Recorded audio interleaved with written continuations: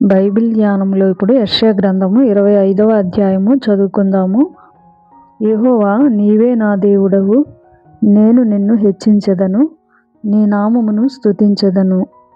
నీవు అద్భుతములు చేసితివి, సత్య స్వభావముననుసరించి నీవు పూర్వకాలమున చేసిన నీ ఆలోచనలు నెరవేర్చితివి.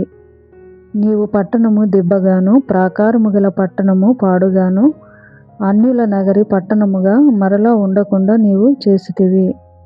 అది మరలా ఎన్నడూను కట్టబడకుండా చేసితివి.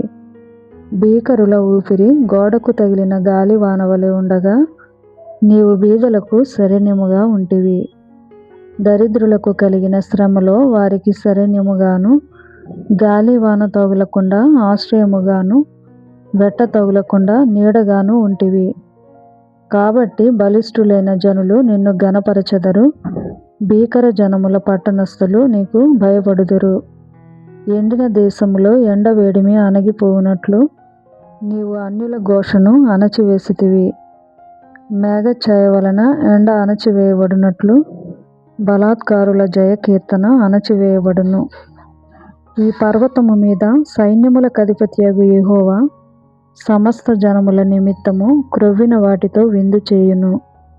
మడ్డి మీదనున్న ద్రాక్షారసముతో విందు చేయును. మూలుగు గల క్రొవ్విన వాటితో విందు చేయును. మడ్డి మీది నిర్మలమైన ద్రాక్షారసముతో విందు చేయును. సమస్త జనముల ముఖములను కప్పుచున్న ముసుకును, సమస్త జనముల మీద పరచబడిన తెరను ఈ పర్వతము మీద ఆయన తీసివేయును. మరెన్నడూను ఉండకుండా మరణమును ఆయన మ్రింగివేయును.